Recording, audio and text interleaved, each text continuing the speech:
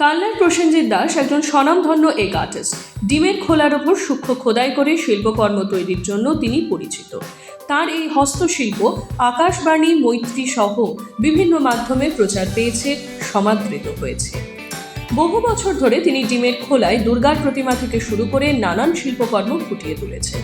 দেশনায়ক নেতাজি সুভাষচন্দ্র বসুর প্রতিকৃতি, সৌরভ গাঙ্গুলির পোর্ট্রেট, ডিমের খোলায় বিশ্বকাপের মডেল, তাজমহল, সরস্বতীর মূর্তি, মুখ্যমন্ত্রী মমতা বন্দ্যোপাধ্যায়ের প্রতিকৃতি সবই তার শিল্পকুশলতার উদাহরণ। এমনকি ডিমের খোলা দিয়ে বিভিন্ন ধরনের গয়না এবং হারিয়ে যাওয়া স্থাপত্যের নকশাও তিনি তৈরি করেছেন। এই অসামান্য শিল্পকর্মের জন্য তিনি বহু পুরস্কার পেয়েছেন। রাজ্য হস্তশিল্প প্রতিযোগিতায় তিনি প্রথম স্থান অধিকার করেন। এগ আর্টের ক্ষেত্রে বিশ্ব রেকর্ডেরও নজির রয়েছে তার। পশ্চিমবঙ্গের মধ্যে তিনিই একমাত্র স্বীকৃত এগ আর্টিস্ট। বিশ্বে মাত্র 7 জন এগ আর্টিস্টের একজন তিনি। এত সবের পরেও শিল্পীর কণ্ঠে আক্ষেপের সুর, আক্ষেপ নিজের এলাকায় শিল্পী তথা শিল্পের কদর না মেলার। একটা ডিমের উপরে এই যে কোনো একটা চিত্র যে আপনি ফুটিয়ে তুলছেন, কতক্ষণ সময় লাগছে তাও? ডাইমেনশনের কাজ করতে গেলে আমার মোটামুটি সবসময় তো এই কাজ করা যায় না, কারণ একটা মুডের উপর নির্ভর করে, আর শান্তশিষ্ট জায়গা ছাড়া করা সম্ভব নয়। তো ডাইমেনশনের কাজ যেগুলো রয়েছে সেইগুলো করতে গেলে আমার মোটামুটি এক একটা ডিমের উপরে 10 দিন 15 দিন, কোনো কাজ 1 মাসও লেগে যায়। কাটিংয়ের কাজ কিছু থাকে যেগুলো 1 দিন 2 দিনের মধ্যে হয়ে যায়।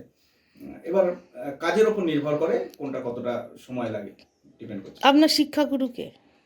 এই কাজের তো শিক্ষাগুরু সেরকম কেউ নেই, কারণ এই কাজটার ইতিহাসটা বলি। এই কাজটা আমি একটা ম্যাগাজিনে দেখেছিলাম, তো তখন থেকে আমার ইচ্ছা ছিল কাজটা করব।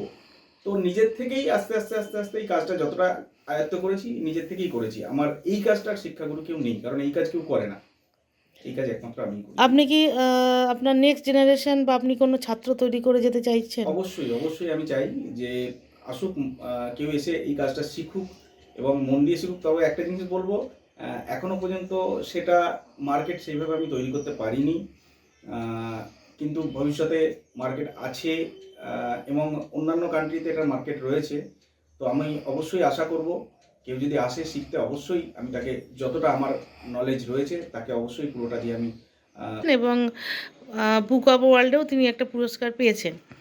তো সেক্ষেত্রে আপনি কতটা খুশি? খুশি বলতে নিজের হাজব্যান্ড করছে যখন এই কাজটা নিয়ে, আর সবচেয়ে বড় কথা পশ্চিমবঙ্গে এই কাজের সঙ্গে জড়িত কোনো ব্যক্তিই নেই। হ্যাঁ, আর তো এই জন্য তো গর্ববোধ করি। ভালো, কিন্তু সমস্যা কালনায় যে এই মানুষ কেউ এই কাজটা বুঝলেও না, কেউ এই কাজটা নিয়ে কেউ ভালোবাসা বা আগ্রহী কিছু দেখালেও না। আর ওর আর প্রচুর প্রাইজও পেয়েছে, সম্মানও পেয়েছে, সেটা ঠিকই, কিন্তু কোনো কর্মের ক্ষেত্রে বা কিছু সেই রকমভাবে কোনো কিছু ডেভেলপও করতে পারেনি এটাকে। এমনি ভালো, খুবই ভালো, এই কাজটার মধ্যে কেউই নেই, কিন্তু কর্মের দিক দিয়ে যে উন্নতি, সেই এটার মাধ্যমে যেটা আর্থিক উন্নতির জন্য সেটা সেরকম কিছু করা গেল না বা কেউ সহায়তা করে না।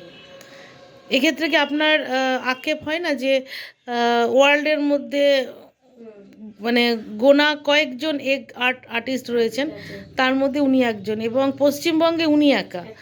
তো সেক্ষেত্রে একটা আক্ষেপ হয় না যে এত চেষ্টা করার পরও কিছু সাফল্য এখনো পর্যন্ত সেভাবে এলো না? সেটা তো ঠিকই, সাফল্য এলো না। মেয়ে আছে, চেষ্টা করুক, যদি হয়। কালনা থেকে কোনো পুরস্কার, পৌরসভা থেকে বা কোনো সেরকম কিছু? পৌরসভা থেকে একবার পেয়েছে, পৌরসভা থেকে একবার সম্মান জানিয়েছিল, এছাড়া আর কোথাও হয়নি। এছাড়া ওই রাজ্য হস্তশিল্প প্রতিযোগিতা উনি 2-3 বার ফার্স্ট হয়েছে, সেকেন্ড হয়েছে, আর প্রাইজ পেয়েছে। তবুও হাল ছাড়েননি প্রসেনজিৎ।